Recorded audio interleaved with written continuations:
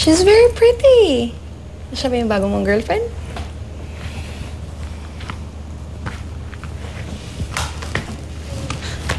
I take it. Gaway kayo?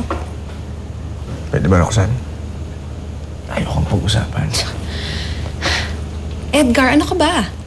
Kahit wala na tayo, we can still be friends, you know? And if you need someone to talk to, nandito lang ako. Literally. I always hang out here with your sister. Kaya magsabi ka lang. Salamat. Pero gusto ko muna mapag-isa.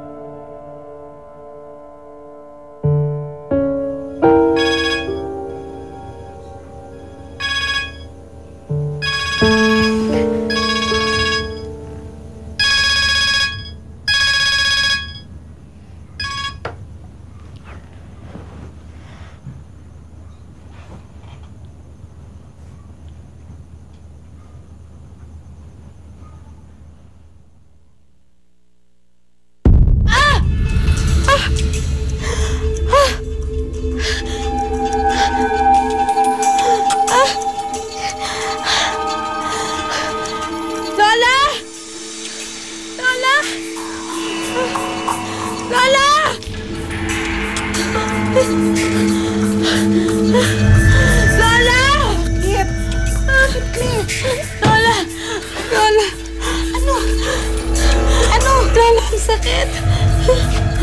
Claire! Saan masakit? Ay, Claire! Lola, ano nangyayari? Dali, puntahan mo si Father. Ngayon din. Si Father? Baka po kailangan natin siya dali sa ospital. Si Father ang kailangan niya ngayon.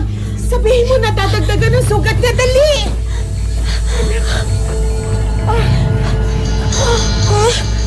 Lola!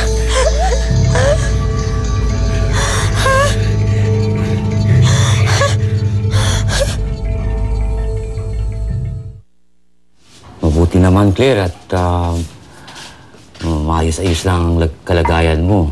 Di tulad nung huling pumunta ako dito. Oo nga po eh.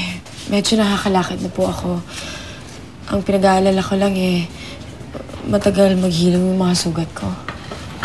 Alam mo ba, itinawag ko na ito sa obispo. At ang sabi nila, sila magpapadala ng tao para mag-imbestiga tungkol sa mga pangyayaring ito. Lakasan mo ang loob mo at magdasal ka at magtiwala ka sa Panginoon.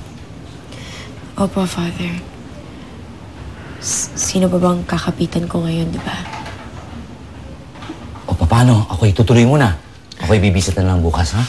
Salamat po. Salamat po, Father. Ay, walang anuman. Sige po. Sige po. Father, Dito pala kayo. Magandang hapon, magandang hapon. Halika, Peña. Totoo ho ba na nahulaan ni Claire ang naganap na lansa sa kabilang bayan? Nasaan nga ba si Claire? Nasaan? Magaling siya.